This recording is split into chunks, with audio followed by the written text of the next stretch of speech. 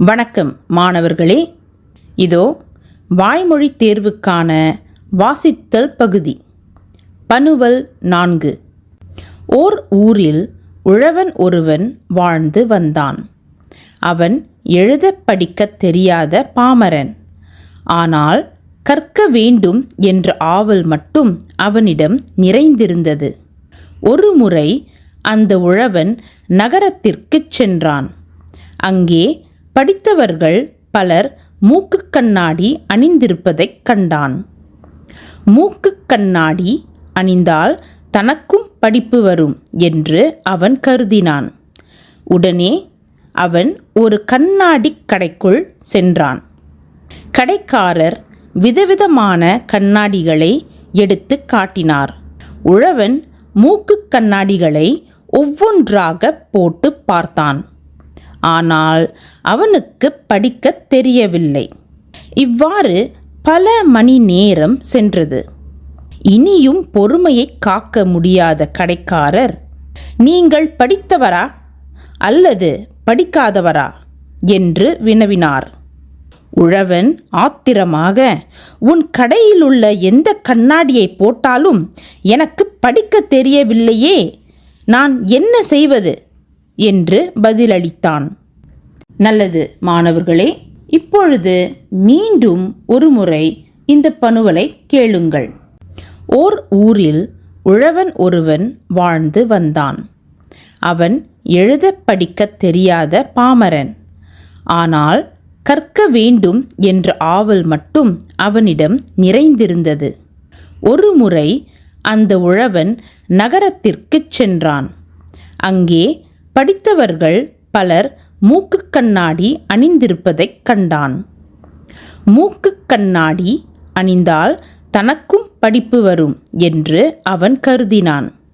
உடனே அவன் ஒரு கண்ணாடிக் கடைக்குள் சென்றான். கடைக்காரர் விதவிதமான கண்ணாடிகளை எடுத்து காட்டினார். உழவன் மூக்குக் கண்ணாடிகளை ஒவ்வொன்றாக போட்டு பார்த்தான். ஆனால் அவனுக்கு படிக்கத் தெரியவில்லை. இவ்வாறு பல மணி நேரம் சென்றது.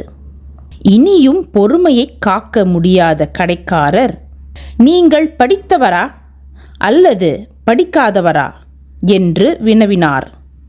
உழவன் ஆத்திரமாக, உன் கடையில் உள்ள எந்த கண்ணாடியை போட்டாலும் எனக்கு படிக்க தெரியவில்லையே, நான் என்ன செய்வது என்று பதிலளித்தான். நல்லது மாணவர்களே, இப்பொழுது நீங்கள் இந்த பனுவலை வாசித்து பழகுங்கள். ஓர் ஊரில் உழவன் ஒருவன் வாழ்ந்து வந்தான்.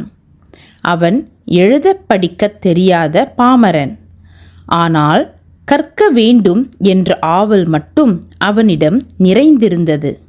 ஒரு முறை அந்த உழவன் நகரத்திற்குச் சென்றான். அங்கே படித்தவர்கள் பலர் மூக்குக் கண்ணாடி அணிந்திருப்பதைக் கண்டான். மூக்குக் கண்ணாடி அணிந்தால் தனக்கும் படிப்பு வரும் என்று அவன் கருதினான்.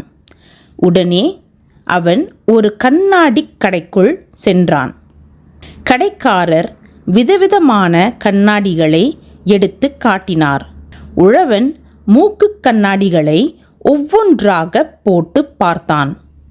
ஆனால் அவனுக்கு படிக்கத் தெரியவில்லை. இவ்வாறு பல மணி நேரம் சென்றது. இனியும் பொறுமையை காக்க முடியாத கடைக்காரர், நீங்கள் படித்தவரா அல்லது படிக்காதவரா என்று வினவினார். உழவன் ஆத்திரமாக, உன் கடையில் உள்ள எந்த கண்ணாடியை போட்டாலும் எனக்கு படிக்க தெரியவில்லையே, நான் என்ன செய்வது என்று பதிலளித்தான்.